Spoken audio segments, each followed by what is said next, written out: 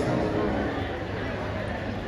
दिल से बाबा को नमन करते हुए पवित्र शरदीय नवरात्रि विष्णु महापुराण की कथा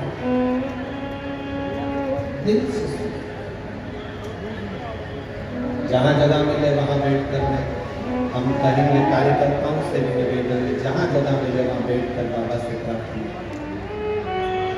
बार बार ये मौका नागपुर नगर में नहीं मिलेगा, जहाँ जगह मिले वहाँ बैठ कर शिव जी से प्रार्थना।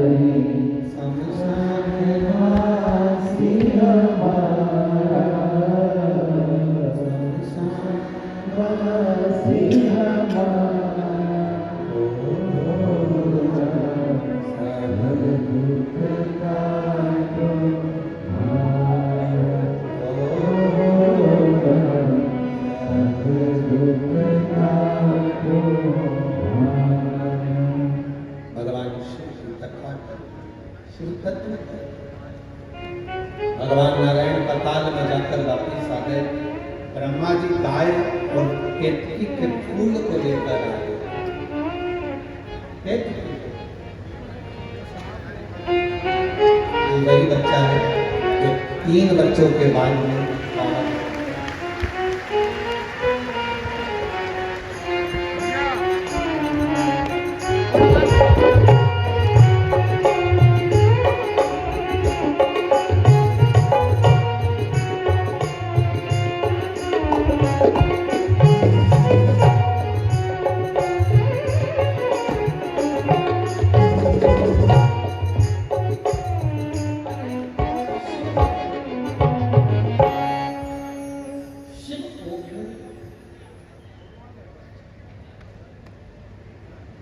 शंकर को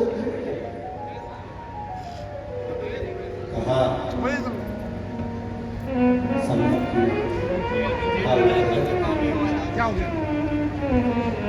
शंकर भगवान के सामने भगवान विष्णु ने सत्य कह दिया कि मुझे चरण नहीं मिले, तो उनका नाम हो गया सत्यनारायण। क्या नाम पड़ा? सत्यनारायण। कोई आपसे पूछे सत्यनारायण भगवान की कथा कहाँ से निकली है, तो आप बता सकते हो स्कंद पुराण में से सत्यनारायण भगवान की कथा निकली है। और भगवान शंकर के सामने भगवान नारायण ने सत्य कहा था, इसलिए उनका नाम सत्यनारायण। आप लोगों में से कितने लोग हैं जिन्होंने सत्यनारायण की कथा सुनी? हाथ बढ़ाओ जल्दी। सबने सुनी है? रख लो। कितने अध्याय होते हैं? 5। पहले अध्याय में वर्णन आता है, एक ब्राह्मण ने सत्यनारायण भगवान की कथा सुनी, फिर करी, बोलो सही है। दूसरे अध्याय में वर्णन आता है, लक्कड़हारे ने कथा सुनी, तीसरे में भी आता है, साहूकार की पत्नी ने कथा का स्मरण सुना। पूरे अध्याय में वर्णन आता है कि सत्यनारायण की कथा सुनी, कथा सुनी, कथा सुनी, और 5 अध्याय में कहीं नहीं आता कि कथा थी कौन सी जो 5 स्कंद में सुनी। बोलो सही है? बोलो सही।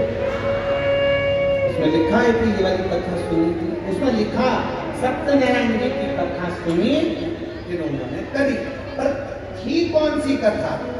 तो ये कथा थी जो ब्रह्मा और भगवान विष्णु के सामने घर्षण कर शिवलिंग की उत्पत्ति हुई, और भगवान लक्ष्मी नारायण ने सामने खड़े होकर कह दिया, शिव के चरण नहीं मिले, सत्य बोल दिए, इसलिए सत्यनारायण कथा।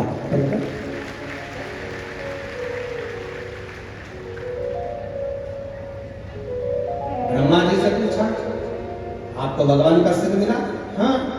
ना मानो तो केतकी के फूल से पूछो, केतकी के फूल ने झूठ बोल दिया, श्राप दे दिया भोलेनाथ ने, तू मेरे पर कभी नहीं चढ़ेगा।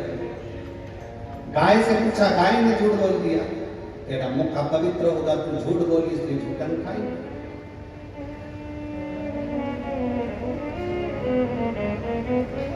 ब्रह्मा ने झूठ बोला तो उनका सिर कट गया, कर्मनाशा नदी प्रकट हो गई,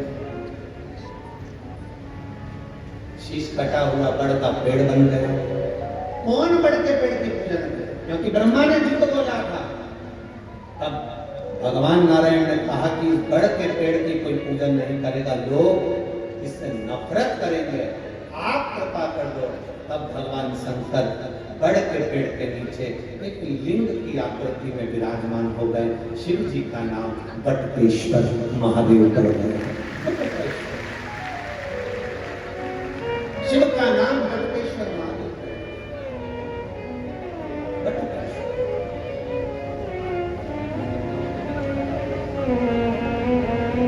ब्रह्मा जी ने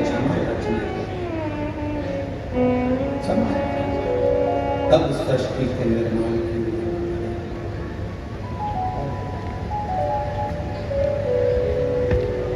उसको समझना,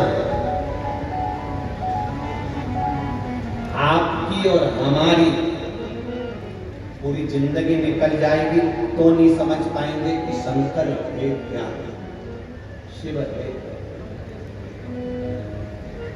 थोड़ा सा ज्ञान प्राप्त कर लिया और विचार कर लिया कि हम तो शंकर जी को बहुत जानते हैं, हम शिव जी को बहुत जानते हैं, ना शिव को पहचानना पड़ेगा। तो पहचाने कौन? महापुराण की कथा कहती है, राजा प्रसेन जी ने अपनी दोनों लड़कियों का विवाह कर दिया था।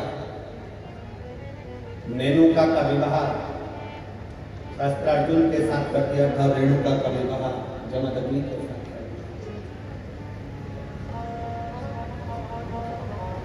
एक ऋषि के साथ, एक राजा के साथ हुआ।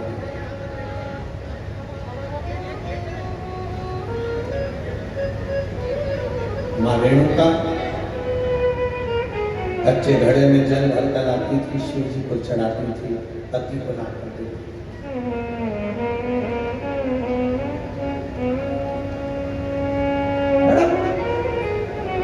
जमदग्नि जी ऋषिवर को, गुरुवर को अच्छा लगता था कि मेरी धर्म पत्नी मेरे अनुकूल हुई।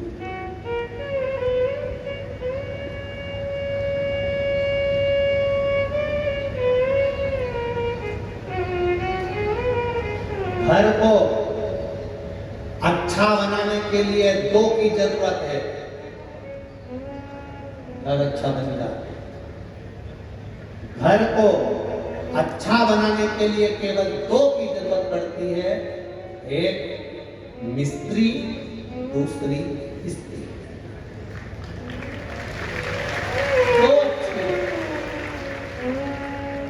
अगर घर अच्छा बनाना है तो दो की जरूरत है, एक मिस्त्री, दूसरी स्त्री। मिस्त्री थोड़ा बहुत गड़बड़ होगा चल जाएगा, और जगदम्बा गड़बड़ नहीं। मिस्त्री छत थोड़ी बहुत गड़बड़ डाल देगा तो पानी भरा रहेगा, बाथरूम का फर्श गड़बड़ डाल देगा तो पानी भरा रहेगा। मिस्त्री थोड़ा बहुत भी गड़बड़ निकल गया चल जाएगा, पर ये चंद्र घंटा, ये कुष्मांडा, ये सिकंदा अगर थोड़ी बहुत भी गड़बड़ निकल गई, रोज प्रतिदिन सुबेरे हुई नहीं और देवी चालू सुबह से। अरे उठ गए क्या? पति बोला अभी तो सोया हूँ, रात को लेट हो गया। अब देख लो जरा बच्चों को, जरा देखो जरा, दोनों झगड़ रहे हैं, स्कूल जाने के लिए तैयार नहीं हो रहा, जल्दी देखो जरा। तो तू कहां पर है? मैं उनका टिफिन बना रहा हूं। अब टिफिन बनाए जगदम्बा और पहुंच गए भोलेनाथ। अब भोलेनाथ भी कम तो चिल्ला रहे, क्यों रे क्या कर रहे? बस पापा देखो ये बाथरूम में से निकल नहीं रहा, देखो पापा ये नहीं निकल रहा। अब पिताजी एक को चिल्लाए, दूसरे को चिल्लाए, पिताजी बेचारे घबरा गए, अंदर जाके वापिस सो गए। अब थोड़ी देर बाद जब टिफिन पैक करते करते कमरे में पहुंच गए, देखो तुम्हारे लक्षण बहुत बुरे, अभी तक सो रहे। अभी बेचारा जैसा था वैसा की वैसा। नवरात्रे चालू हो गए, स्थापना करना है, देवी जी की पूजन करना, उठो जल्दी नहाओ। अब ये आरती गा रही, तेरे भक्त जनों पर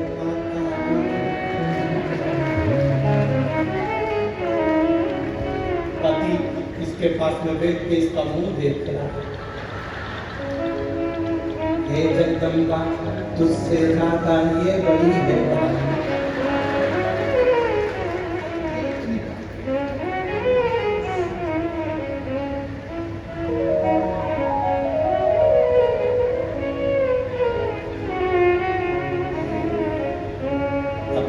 पत्नी देवी जी से कह रही, मां कृपा करना।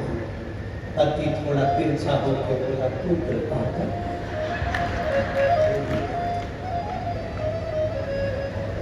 बहुत बहुत आश्चर्य वाली बातें होती है, बहुत आश्चर्य।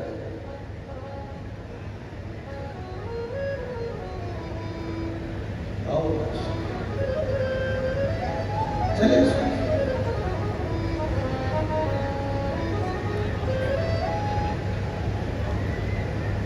मां रेणुका कच्चे घड़े में जल लेकर शिव जी को अभिषेक के लिए जमदग्नि जी को दे रही है, अपने पति को।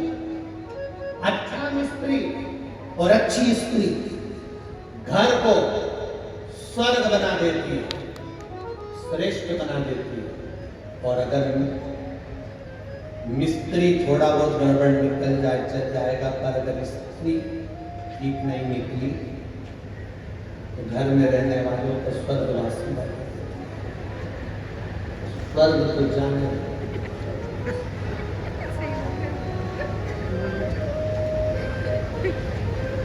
एक पत्नी रोज तैयार होकर अपने पति से पूछती थी, मैं कैसी लग रही? पति विचार क्या करूं, रोज बोल देता था अच्छी लग रही। जब एक दिन उसको गुस्सा याद पूछेगा, और पति जा रहा था और पत्नी ने पूछ लिया कैसी लग रही? पति बोला ऐसी लग रही जैसे हरी घास में भैंस चल रही। अब तो पत्नी को आटे से खून में गुस्से मिला,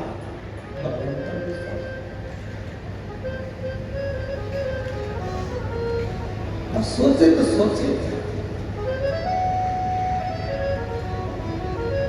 जैसा पति है अगर वैसी धर्म पत्नी मिल जाए तो जिंदगी सार्थक। जैसी धर्म पत्नी है वैसा पति मिल जाए तो जिंदगी सार्थक।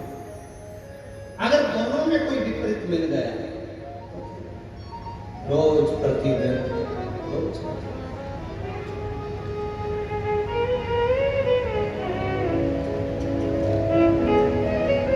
वैसे तो मुझे उम्मीद है नागपुर में तुम सबको अच्छे ही मिले होंगे,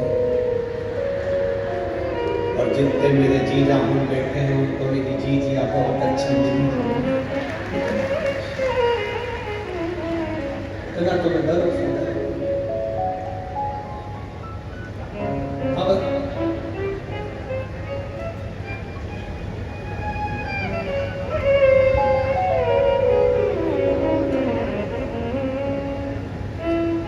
शिव कथा कर रही है। ऋषिवर ने अपनी धर्म पत्नी रेणुका से पूछा, तुम कच्चे घड़े में जल कैसे लेकर आ जाती हो? रेणुका ने कहा, स्वामी, इस घड़े को मैं जब बनाती हूं, पहले शंकर भगवान के शिवलिंग का निर्माण कर उसकी पूजन कर लेती हूँ, उसके बाद जो मटकी बचती है उससे मैं घड़ा बना लेती हूँ। घड़े का निर्माण कर मैं उस घड़े को लेकर शंकर भगवान के शिवलिंग को स्पर्श करा देता हूं।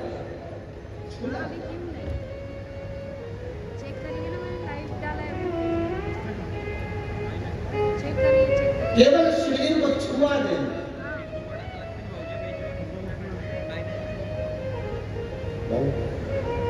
एक पत्र में किसी बहन ने लिखा कि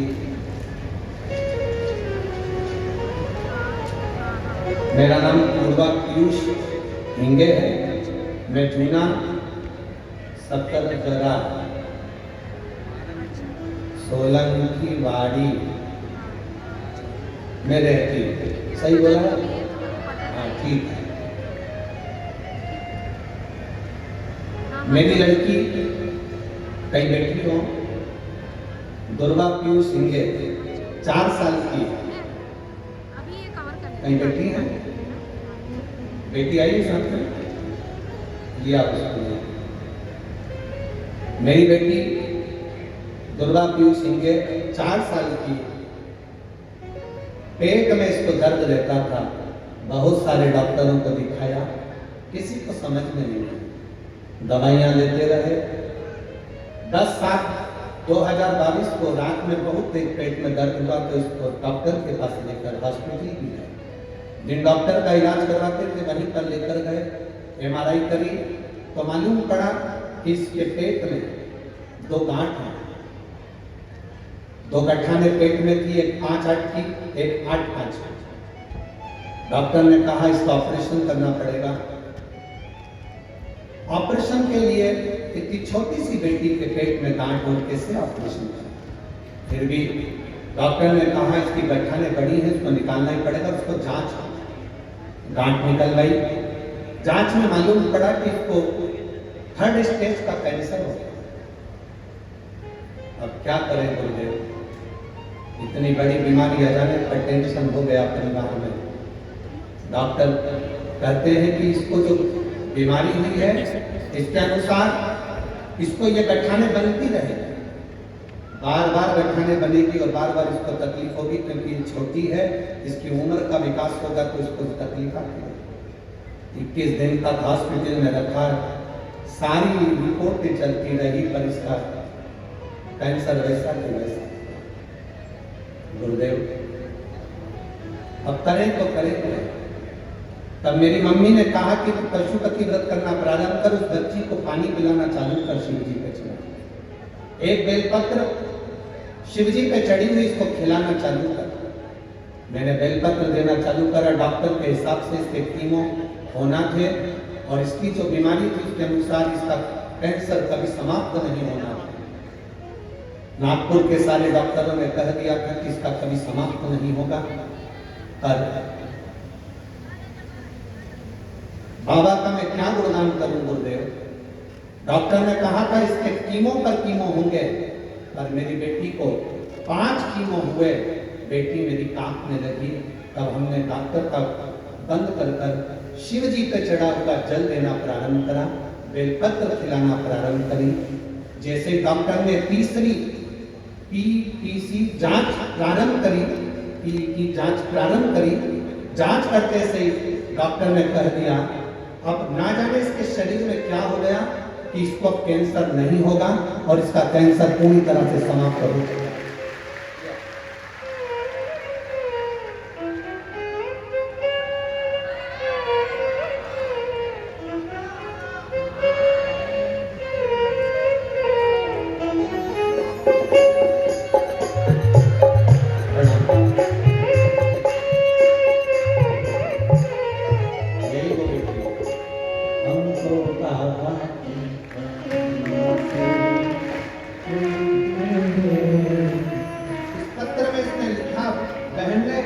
डॉक्टर ने कह दिया कि इसका पूरा कैंसर समाप्त हो गया और अब कैंसर इसके शरीर में नहीं होगा।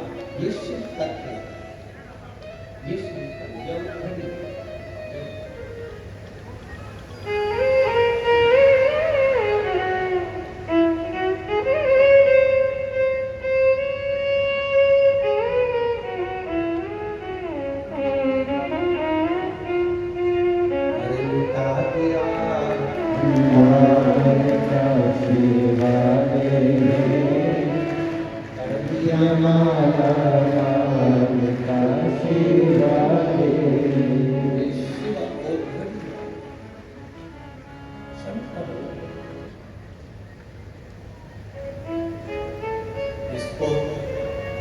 केवल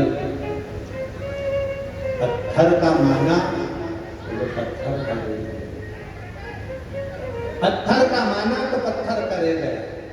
इसको जिसने अपने दिल से लगा लिया तो वो उसका बाप, उसका पिता, उसका घर। ये शिव है। ओ गुरु शंभु सहज नहीं मेरा शंकर, उसको पहचानना शंभु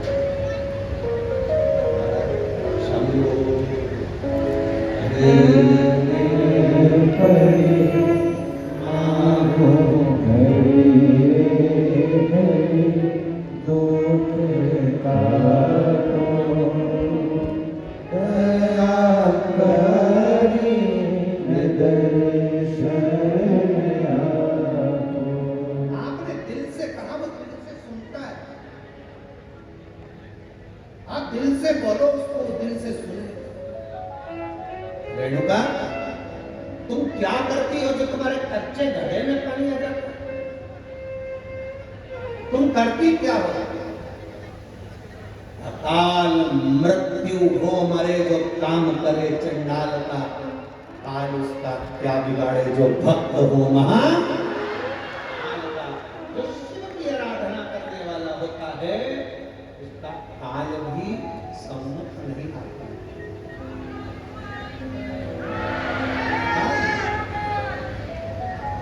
बोल बम का नारा है सारी समस्या का हल। वो किस देश में आएगा, कब आएगा, कैसे आएगा, क्या करेगा, ये उसके ऊपर निर्भर है।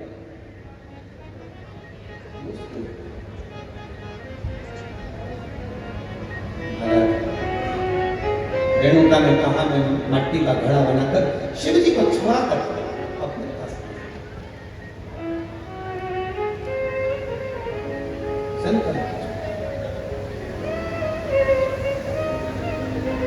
नागपुर में देवी जी की स्थापना होती है। तांबे का, पीतल का, स्टील का, मिट्टी का कौन सा घड़ा, कौन सा घड़ा रखते हैं? काय का रखते हैं?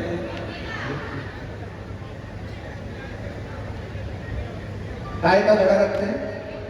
मिट्टी।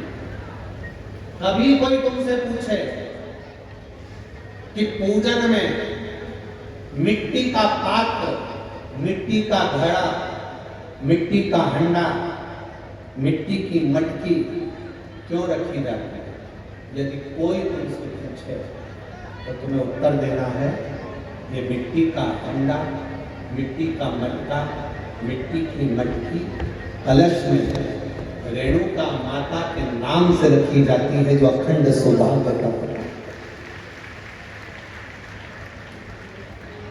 देवी कोई सी भी हो, तुम्हारी कुल देवी कोई सी भी हो, तुम किसी भी देवी के मंदिर में जाओ, किसी भी देवता के मंदिर में जाओ, कहीं पर भी स्थापना हो, कहीं पर भी विराजित हो, कोई भी हो, पर मिट्टी का जो मटका रखा है, मिट्टी का जो हंडा रखा है, मिट्टी का जो कलश रखा है, मिट्टी का जो भाव रखा गया है, मिट्टी का जो सुंदर कलश रखा गया है, वो जो रखा वो रेणुका माता, थानेश्वर राम मंदिर, शुक्रार तालाव, शिवपंडी, वो रेणुका माता।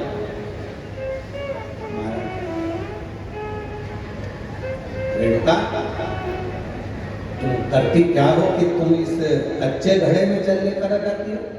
कच्चे घड़े में जल क्या करती हो तुम जो कच्चे घड़े में जल जाते हो? रेणुका ने कहा, स्वामी इसमें मेरा कुछ नहीं है, इसमें मेरा कुछ नहीं है, इसमें जो कुछ भी है सब देवाधिदेव महादेव, मेरा कुछ भी नहीं, जो भी है बस यही समर्पण, इसी को समर्पण करते हैं कि तुम्हारे दिल से तुम देवाधिदेव महादेव को हर बात सब कुछ शिव को समर्पित कर चलो। अरे तेरा ही दिया मैंने खाया पिया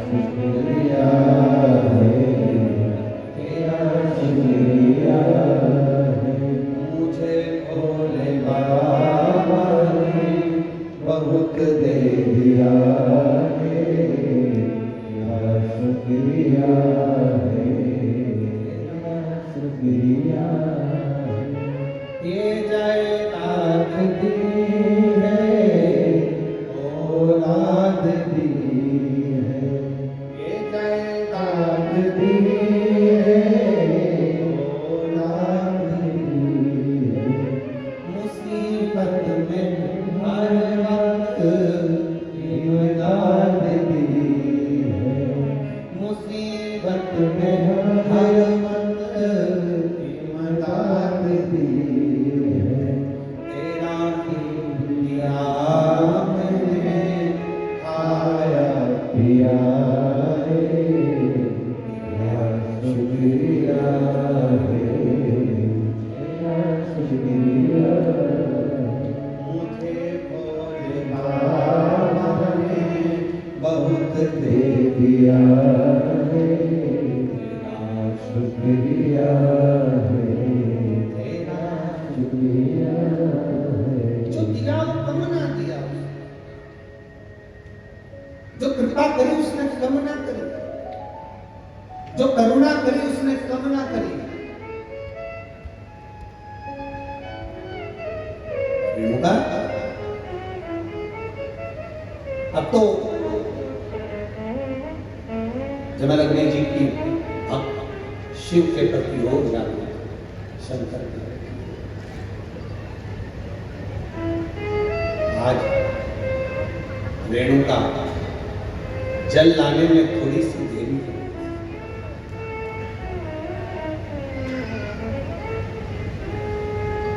माता रेणुका के 5 पुत्र हैं, उसमें सबसे छोटे परशुराम जी, लाने में देरी कर दी। अब जल लाने में देरी कर दी तो जमदग्नि बाबा ने ध्यान लगाकर देखा कि रेणुका क्यों लेट हो गई, आई क्यों नहीं, कारण क्या बना, क्या कारण है जो आने में देरी हो गई रेणुका, क्या हुआ? ध्यान लगाकर देखा तो क्या देखते हैं, रेणुका जल लेकर आ रही थी तो जल लाते लाते उसका ध्यान थोड़ा सा दृष्टि मन चित्त थोड़ा सा विचलित,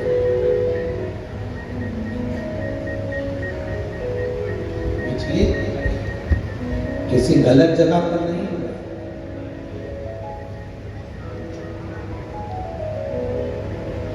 कोई नौका विहार करते हुए आ रहा था और रेणुका के ध्यान में आ गया कि ऐसा लग रहा है कि मेरा महादेव मेरे सम्मुख में है।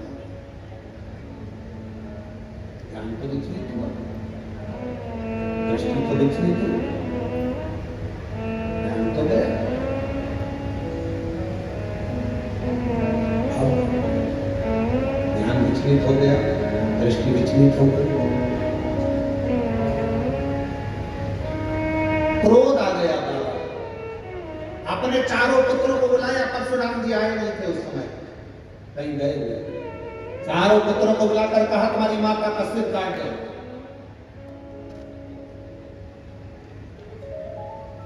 तुम्हारी माता का सिर काट दो। चारों की चारों मना कर दिए। पिताजी क्या बोल रहे हो आप? माता का सिर पर हम काट दो? कहा कि नहीं, हम माता का सिर नहीं काट सकते।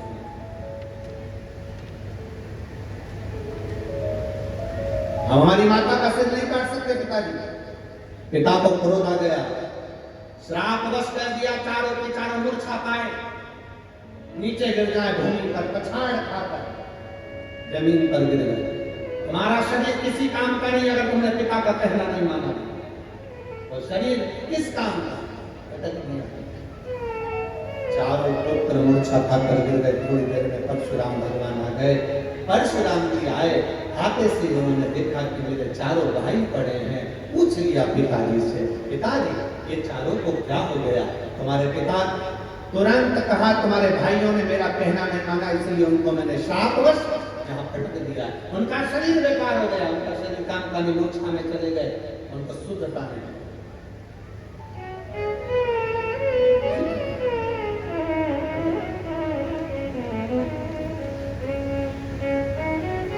परशुराम जी ने अपने पिताजी से कहा, बेटे पिता की आज्ञा ना माने तो बेटे किस काम का? पर आज्ञा क्या करी आपने? आप क्या चाहते हो वो बोलो ना। पिताजी ने कहा, ले परशुराम ये फरसा ले और तेरी माँ का गला काट दे, शीश काट दे, उतार शीश। परशुराम जी ने पूछा कि मैं शीश काट दूं? हाँ।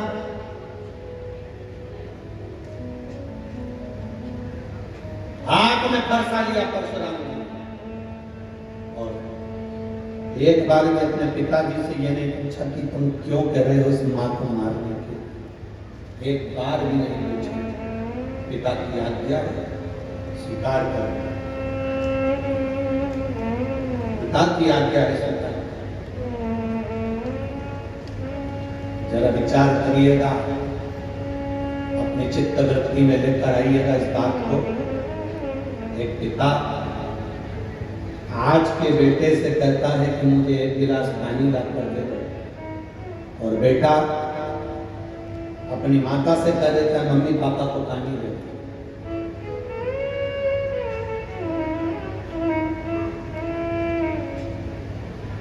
जरा विचार करना।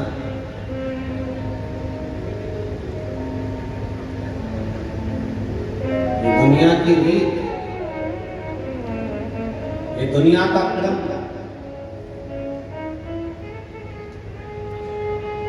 जिस समय पर वृद्धावस्था में आप अपनी वसीयत लिख रहे होगे, जिस समय पर आप अपनी प्रॉपर्टी अपने बच्चों को दे रहे होगे, जिस समय पर आप वसीयत लिख रहे होगे, उस वसीयत को पढ़ के देखना। पूरी प्रॉपर्टी में, पूरी वसीयत में सबका नाम होगा और उस वसीयत में तुम्हारा नाम नहीं होगा। तुम अपने लिए कुछ नहीं रख पाओगे और ना तुम उसका प्रयोग कर पाओगे। बच्चों के लिए कमाया, बच्चों के लिए छोड़ जाओगे और अंत में एक फोटो और उसके ऊपर प्लास्टिक के फूल की माला चढ़ जाएगी और अंत में क्या पूरे जीवन हम हाय हाय करते हुए अपने जीवन को निकाल दिए, और कभी मुख से भगवान का भजन ना करता। एक लोटा जल शिव जी को चढ़ाना, एक लोटा जल भगवान शंकर को ना दे, पूरा जीवन व्यर्थ गवा दिया। परीक्षा दो तरह की होती है, एक परीक्षा होती है लिखित, एक परीक्षा होती है मौखिक। बोलो सही है? अरे जम के तो बोलो। ठीक है? परीक्षा दो तरह की होती है, एक लिखित परीक्षा होती है, एक मौखिक परीक्षा होती है। लिखित परीक्षा में नकल हो सकती है, पर मौखिक परीक्षा में नकल नहीं हो सकती, क्योंकि उसमें जवाब आपको देना पड़ता है।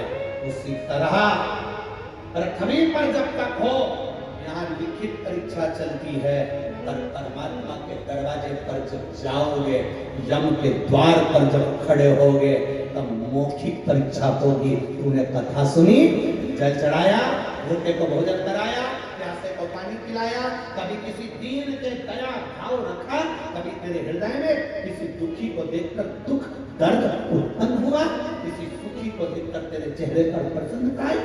मौखिक परीक्षा ऊपर हो, तुम कितना भी नकारा कर लेना, कोई ऑप्शंस नहीं है बोलने के लिए, तुम्हें केवल बोलना पड़ेगा, हाँ या ना में जवाब देना पड़ेगा। तूने भूखे को भोजन कराया, तू कहेगा हाँ, आंसर शीट रहेगी यमराज के पास, कैंसिल, झूठे तू भोजन कराएगा तो दूसरे का खा के आओ।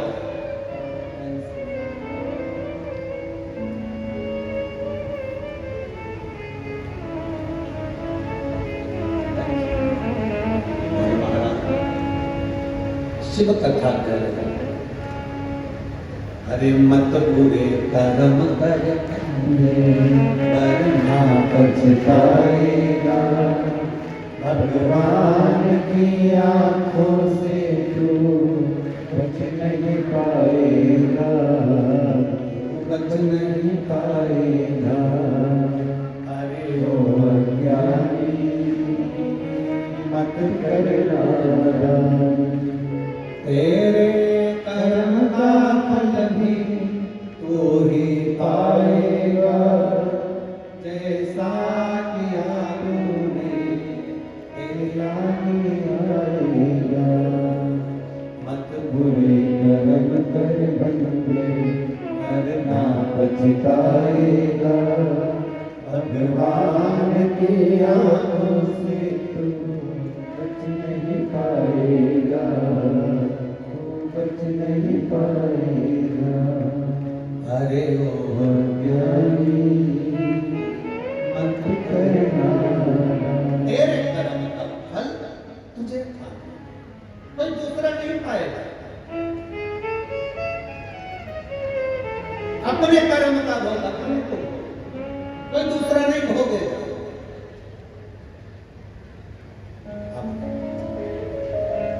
काटने से हर्षा लिया, माता का सिर काट, रेणुका का शीश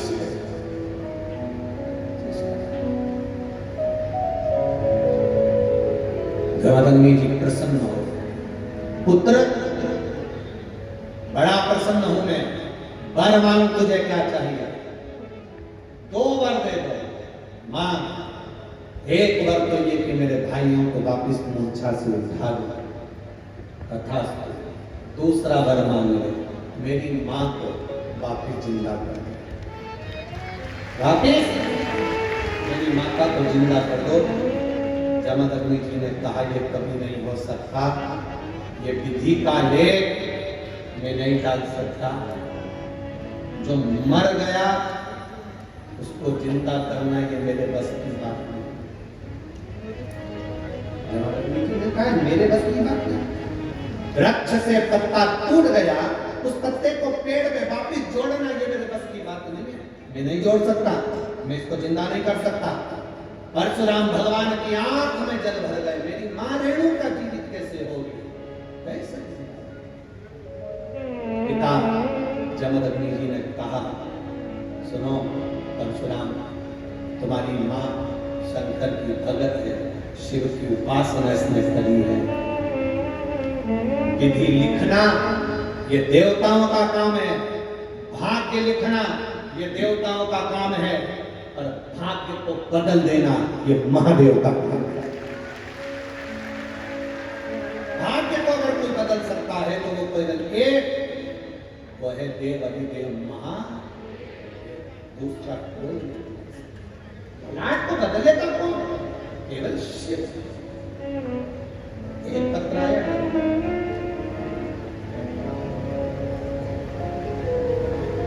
आराधना शिवहरे, पति ऋषि शिवहरे, सदर जबलपुर निवासी, मध्य प्रदेश से आए। कहीं बैठी हो, कहा के जा सकती है। बच्चों को लाए हो, बच्चे आए हैं साथ, लिया दोनों। गुरुदेव कई साल शादी को हो गए थे पर संतान का सुख नहीं था। डॉक्टरों के हिसाब से हमने टेस्ट भी करवाया पर संतान का सुख नहीं है। गुरुदेव कई लोग अपशब्द भी करते थे, 5 तक शब्दों का संबोधन दे देते थे। तब मेरी मां ने कहा शंकर के मंदिर जाया कर बाबा को जल चढ़ाया। तुम रुका जी का नाम लेकर सफेद आंकड़े की जड़ का प्रयोग करा और बाबा की कृपा से जहां डॉक्टरों का टेस्ट में भी फेल हो गया, सफेद आंकड़े की जड़ के प्रयोग से मेरा गर्भ ढेर गया। गुरुदेव शिव जी को जल चढ़ाना, आचमन करना, गर्भ तो ढेर गया और तकलीफ बहुत। 15 दिन का गर्भ आया तो भी तकलीफ रही, 1 महीना हो गया तो भी तकलीफ रही, बार बार तकलीफें बढ़ती गई। तब सोनोग्राफी कराई तो उसमें मालूम पड़ा कि बाबा की कृपा से मुझे गर्भ में 2 बच्चे हैं और बाबा ने मेरे को 2 संतान दी। गुरुदेव डॉक्टर के हिसाब से एक बच्चा पूर्ण तरह से स्वस्थ है पर दूसरे बच्चे की कोई गारंटी नहीं, ये डॉक्टर कह दिए। पर मेरी मां ने कहा तू हिम्मत मत हार, देवादिदेव महादेव को 1 लोटा जल चढ़ाती रहे और रोज शिव जी के मंदिर जाती रहे।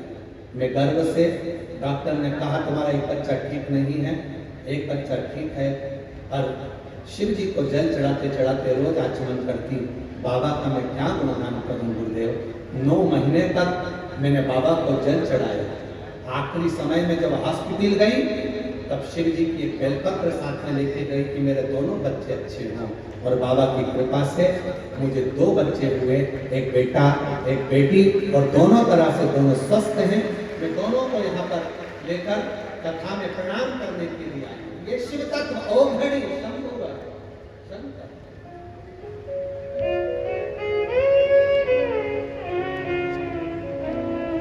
अरे लुटा दिया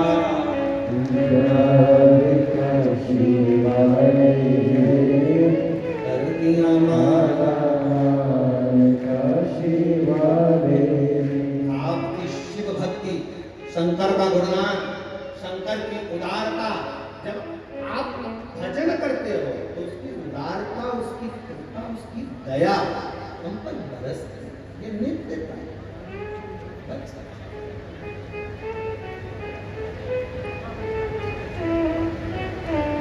सहज नहीं, सरल नहीं मेरा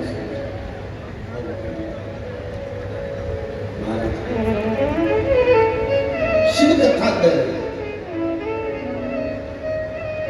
भगवान देवादिदेव महादेव का संवाद कर रहा। विधाता का काम है लिखना, देवता का काम है भाग्य लिखना, और भाग्य को बदलना। अगर कोई बदल सकता है तो वो केवल एक बदल सकता है, वो देवादिदेव।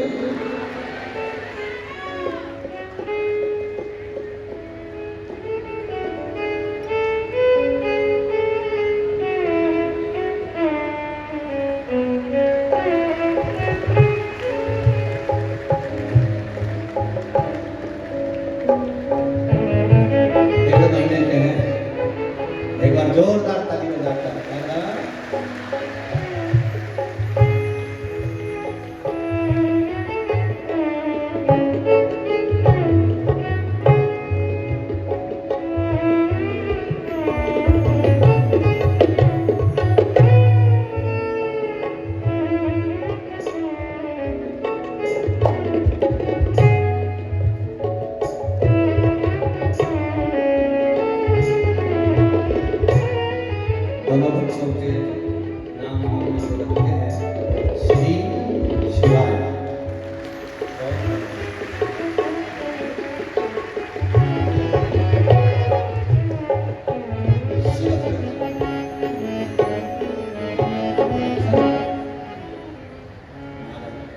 तक।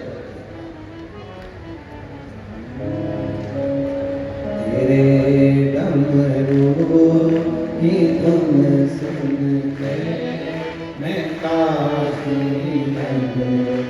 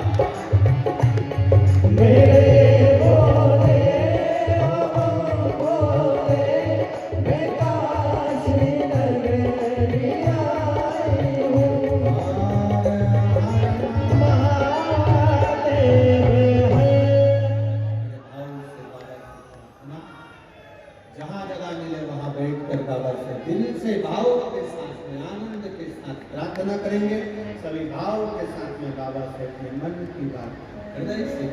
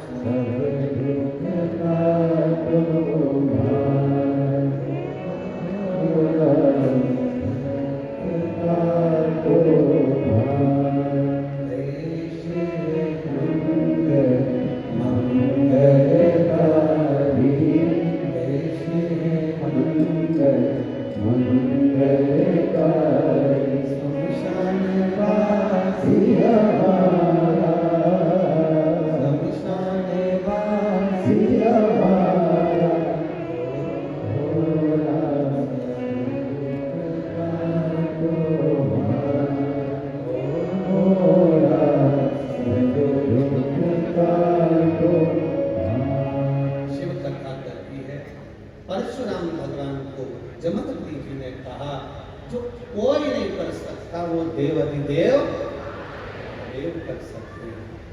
परशुराम जी चले सीधे कैलाश की ओर बढ़ गए। जो कैलाश पर पहुंचे तो नंदीश्वर ने हाथ जोड़कर कहा परशुराम जी आप यहाँ? हाँ, क्यों आना हुआ? मेरी माता का मैंने सिर काट दिया। माता का सिर? हाँ, मेरी माँ रेणुका का सिर कटा। मेरे पिता की आज्ञा थी इसलिए मैंने सिर काटा। तो अब यहाँ कैलाश पर क्यों आए हो?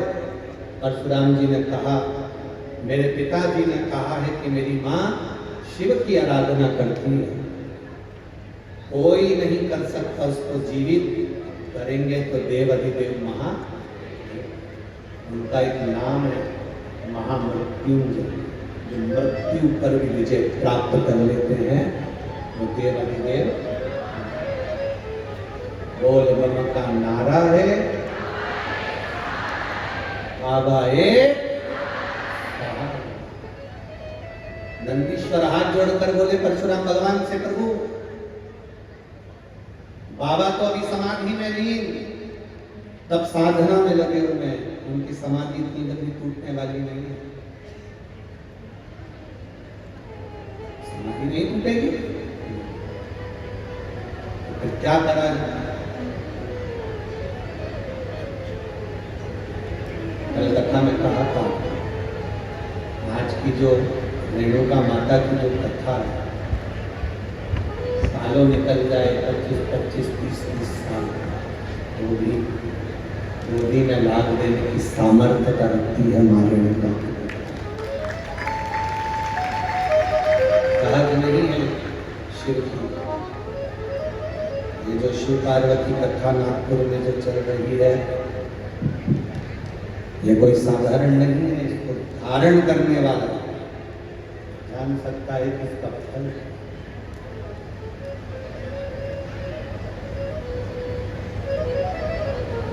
नंदीश्वर ने कहा बाबा तो अभी समाधि में लीन है, तो फिर मेरी माता का सिर कौन जोड़ेगा?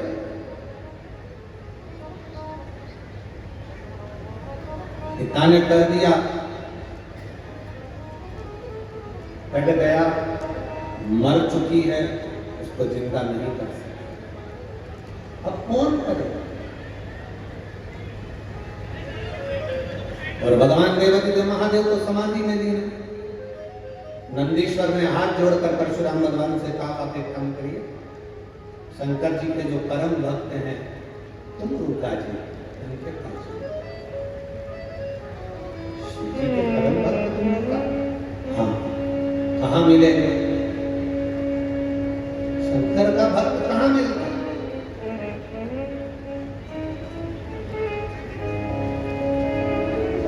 सिर पर त्रिपुंड, गले में रुद्राक्ष, मुख पर शिव नाम, चेहरे पर तेज। जब भी मिले तो भगवान का भजन करते मिले, से कुमरुका जी मिलेंगे।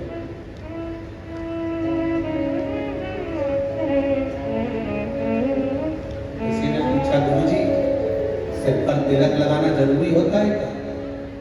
हम उनसे कहते हैं कि महाराष्ट्र से नागपुर वाले रास्ते से तुम सीहोर जाओगे, गए हो? सीहोर जाओगे तो रोड के दोनों साइड जब जंगल पड़े, वहां पर बड़े बड़े पेड़ दिखाई दें, सागौन के बड़े बड़े वृक्ष दिखे। उन वृक्षों पर सफेद कलर से पुता हुआ होता है, देखिए आपने तो देखा, पेड़ों पे एक छोटा सा पट्टा सफेद कलर का लगा रहता है, किसी पे लाल लगा रहता है। तो कभी मौका मिले तो वहां पर वन विभाग वालों से पूछना कि तुमने इसको पोता क्यों, तुमने इस पे सफेद चूना क्यों लगाया, लाल चूना क्यों लगाया, लाल कलर क्यों लगाया? तो वो वन विभाग वाले कहेंगे कि ये पेड़ हमारी गिनती में है, जिन जिन पेड़ों पर निशान लगाए, ये पेड़ गवर्नमेंट के हैं, इसको कोई काट नहीं सकता। पेड़ पर निशान होता है तो उसको कोई काट नहीं सकता, वो गवर्नमेंट के होते हैं। और जिसके सिर पर तिलक होता है वो महादेव का होता है, उसको भी कोई काट नहीं सकता, उसको भी कोई काट नहीं सकता जिसके मस्तक पर तिलक है। जरूरी नहीं कि तुम त्रिपुंड लगाओ, तुम्हारा मन पड़े माता रानी की बिंदी लगा लो, एक मेरे हरि विठ्ठल की काली बिंदी लगा लो, तुम्हारा मन पड़े तो तुम वेंकटेश भगवान की सफेद लाल बिंदी लगा लो, तुम्हारा मन पड़े जैसा तिलक लगा, पर सनातन धर्म के अंदर मस्तक पर अगर तिलक है तो ये समझ लेना कि शिव तुम्हारे पर।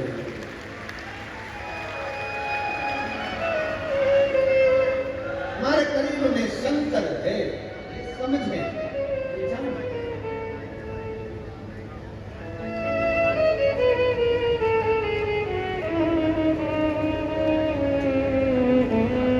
आजकल लोग गाड़ी में सफर करते हैं ना तो गूगल से रास्ता देखते हैं। अरे बोले तो सही है क्या? देखते गूगल तुम्हें रास्ता दिखा सकता है, गूगल तुम्हारी गाड़ी को रास्ता बता सकता है, पर गूगल कितना भी गाड़ी को रास्ता बता दे, पर इंसान को सही इंसान बनने का तरीका कोई दूसरा धर्म नहीं, केवल सनातन धर्म ही बता सकता। कोई दूसरा धर्म नहीं बता सकता आपको, सनातन धर्म जो बताएगा वो दूसरा धर्म नहीं बता सकता। सनातन धर्म किसी का कत्ल करना नहीं बताता, सनातन धर्म किसी को बर्बाद करना नहीं बताता, सनातन धर्म किसी को गाली देना नहीं सिखाता, सनातन धर्म किसी को नष्ट करना नहीं सिखाता, सनातन धर्म सर्वे भवन्तु सुखिनः का पाठ पढ़ाता है। सब धर्म की अधर्म का, प्राणियों में विश्व का कब होगा, ये तो रोज चिल्लाते हो कि विश्व का कल्याण होगा कब?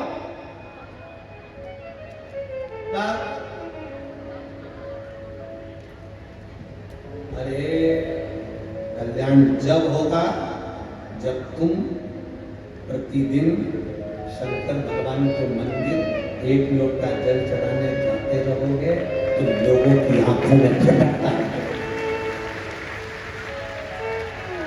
ये दुनिया के लोगों की आंखों में भटकता रहेगा। हम इनके हाथ में मोमबत्ती पकड़ा रहे थे, ये वापिस लोटा पकड़ेंगे। टेंशन इनको, हम इनको दूसरी जगह ले जा रहे थे, धीरे धीरे सनातन धर्म से बाहर उड़ रहे थे, ये वापिस सनातन बन गए, ये वापिस भगवत भजन में लगे। परशुराम भगवान हाथ जोड़कर कहते हैं, मुझे तुमरुका जी कहां मिलेंगे? तुमरुका जी जिनके मस्तक पर तिलक है, तुमरुका जी जिनके गले में रुद्राक्ष है,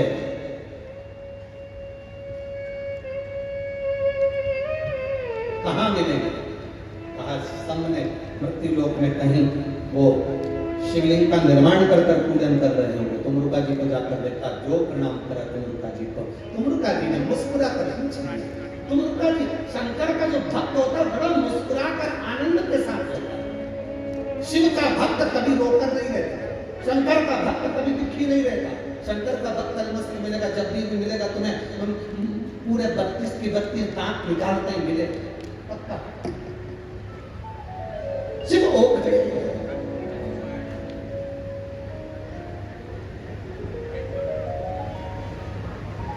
अच्छा तुम ईमानदारी से बोलो, जिंदा जी मुस्कुराना पसंद करोगे कि मरने के बाद? हैं? पर बहुत सारे ऐसे लोग हैं जिनके घर में फोटो टंगा है उनकी बूढ़े बूढ़े लोगों का, उनके फोटो में वो बढ़िया सिर पे पल्लू लेके मुस्कुराते हैं। उसका कारण क्या है? ये जिंदा थे तो ही मुस्कुरा, मरने के बाद मुस्कुरा। आप सबसे निवेदन है नागपुर वालों, ओ ऑरेंज सिटी, ओ संतरे वालों, इन सबसे निवेदन है कि जिंदा जी जितने मुस्कुरा के अपनी जिंदगी जी सकते हो, फुल एंजॉय के साथ जियो।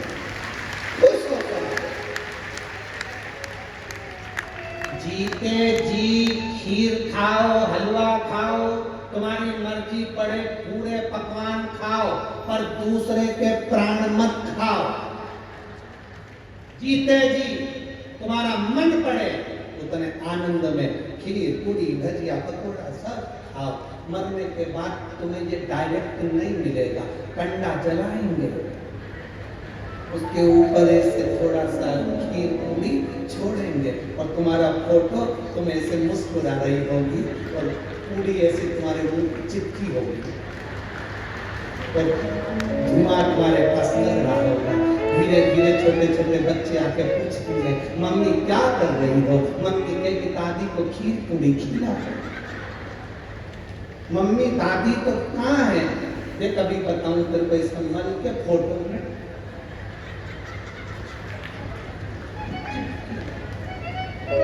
16 श्राद्ध में चिपकती है, अभी 16 श्राद्ध में निकलती है, पूरी एक साल चिपकी रहती।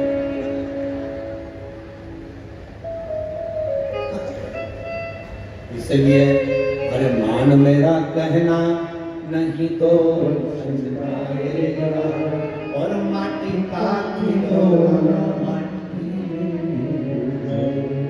अच्छे फोटो को लाना है, स्माइल देना पड़ेगा। जिसका फोटो बेकार आ जाता है वो गड्ढे के नीचे छुपा देता है, जिसका फोटो अच्छा आ जाता है वो दीवार पर लगा के सबको दिखाता है कितनी जोरदार। और मेरा निवेदन है जैसे तुम सेल्फी में स्माइल देते हो ना, ऐसी मुस्कुराहट तुम्हारी जिंदगी में प्रतिदिन होना चाहिए। खूब मुस्कुराहट, ये मुस्कुराहट समय आया। तुमरुका जी ने कहा क्या हुआ परशुराम जी? परशुराम जी कहते मेरी माँ प्राणों को त्याग दिया, उसको जीवित करना। जीवित कौन करेगा? एक काम करो परशुराम, शंकर भगवान के शिवलिंग की स्थापना करो, पूजन करो। अब परशुराम जी ने शिवलिंग बनाना प्रारंभ करा, बनाते जाएं, पूरा शिवलिंग बन नहीं पाता। बनाते बनाते थक गए, ऐसा शिवलिंग बना जिसका नाम पूरा महादेव हो गया। आज भी मेरठ के पास में परशुराम जी द्वारा निर्मित पूरा महादेव है, जिसकी आकृति ऐसी है कि उसको नीचे से कितना खोदे जाओ मालूम ही नहीं पड़ता कि उसकी अंतिम छोर कहाँ गया। उसका नाम पूरा महादेव परशुराम जी ने बनाया। परशुराम जी ने निर्माण किया, शिव जी प्रसन्न हो गए। मांगो क्या चाहिए? बाबा मेरी माता को जीवित कर दो। शिव जी कहते हैं तुम्हारी माँ को प्राण छोड़ दी है, वापिस उसके प्राण नहीं आ सकते। मैं पार्वती जी से कहता हूँ वो एक अवतार धर कर तुम्हारी माता के रूप में तुम्हारे सम्मुख में आएंगे और तुमने अपनी माता को जीवित करने का प्रयास करा है। रेणुका पार्वती का एक अंश लेकर प्रकट होगी। जो रेणुका की इस कथा को श्रवण करेगा उसकी गोदी में जैसे तुमने अपनी माता को पाया है, जो इस कथा को सुनेगा उस माँ की गोद में परशुराम जैसा पुत्र प्राप्त होगा। ये रेणुका बोल रेणुका माता की। ये रेणुका का सुख है। आया समय माता पार्वती आनंद के साथ रेणुका के रूप में विराजमान होती है। हिमालय राज के यहाँ पर माता सती का प्राकट्य होता है। माता पार्वती जी का विवाह शिव जी के साथ में हो रहा है। मंगल विवाह की ओर भगवान शंकर माता पार्वती जी के साथ में आनंदमय विवाह कर रहे हैं। जोरदार ताली बजाकर स्वागत करें। माता पार्वती जी शिव जी के गले में जयमाला पहना रही है। जोरदार ताली बजाइए। हार हार अब भगवान शंकर माता पार्वती जी के गले में जयमाला दे रहे हैं। बोल गौरा महारानी की जय। बड़े भाव के साथ में आज द्रौपदी दिवस की कथा यहाँ विराम ले रही है। बहुत बहुत साधुवाद श्री मोहन गोपाल जी मते जी को, सो सविता मोहन जी मते जी को, श्री मदन गोपाल राव मते जी को, सो भारती मदन मते जी को, सो श्री साहिब मदन मते जी को, जो इतनी सुंदर कथा कराकर जिन्होंने अपने पूरे संपूर्ण क्षेत्र का कल्याण किया है। कल बात हो रही थी कि नागपुर के इतिहास की ये पहली ऐसी कथा है जिसमें 5 लाख, 4 लाख, 6 लाख लोग कथा को श्रवण करने आ रहे हैं। एक बार जोरदार ताली मध्य परिवार के लिए बहुत बहुत साधुवाद। आरती के क्रम के लिए नाम की घोषणा आशीष जी कर रहे हैं। जिनके नाम लिए जाए वो आरती में सम्मिलित हैं। जय जय श्री राधे। सभी भक्तों को हर हर महादेव का जय श्री गीता श्री शिवा